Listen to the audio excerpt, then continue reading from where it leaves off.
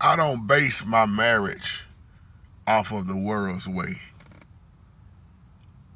the worldly status. You know what I notice in a lot of marriages? First of all, we got to realize everybody is not joined together by the Holy Spirit. We already know this. And there are a lot of people, even in Christianity, they call themselves living according to the Word, but they really are living in their marriage a worldly standpoint, because they look at what the world is doing, what they friends is doing, and they try to base their marriage off of somebody else's marriage.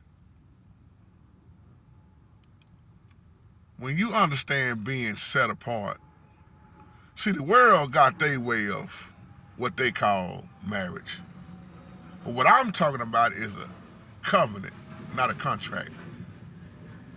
I'm talking about a covenant that's only understood by the ones who are studying and who have the Holy Spirit.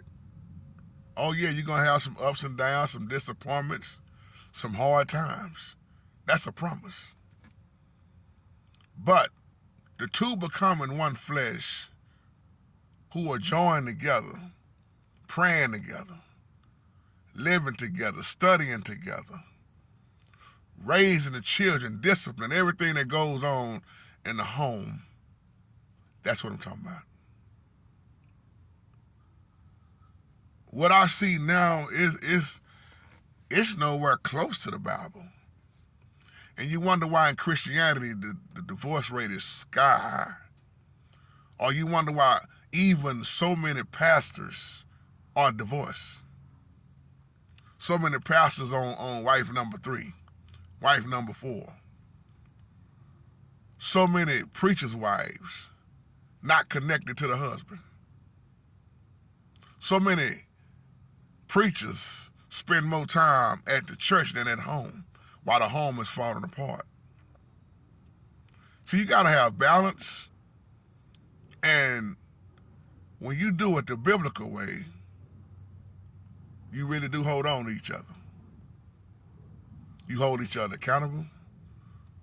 When you understand that as a man, let me talk to the men real quick. When we understand as men that we are our wives' head covering, that we are the covering of our wives, as Christ is the covering of us as men, the leaders, as the Holy Spirit Yahoo is the head of Christ. When you understand that order, and us as leaders, when we are led by the Holy Spirit, we have to make certain decisions, difficult decisions, choices that a lot of times even your own wife will not agree with you, but they may not see what you see, but we're still, okay, baby, I'm following along with you. See, nowadays you got all this 50-50, meet me halfway, or man do this, man do that, woman. We got so many rules and different ways of how a marriage is supposed to work. You know, the world way, like I'm saying, but when you just be led by the Holy Spirit. See, that's why when the Bible speaks of a virtuous woman, Proverbs 31, what they talking about in this world, it don't even line up close to Proverbs 31. Because this world is teaching women some terrible things.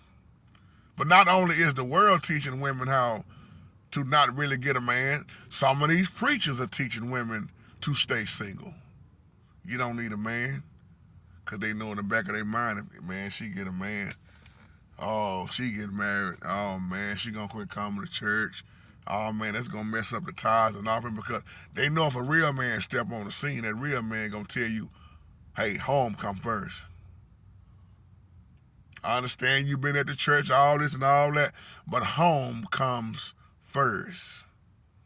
You don't put no pastor before your husband. See, a lot of them pastors know that. That's why they don't want these women. I ain't say all pastors, but they don't want a lot of these women to get married. And I'm going to leave you on that note. Just something to think about for today. Shalom.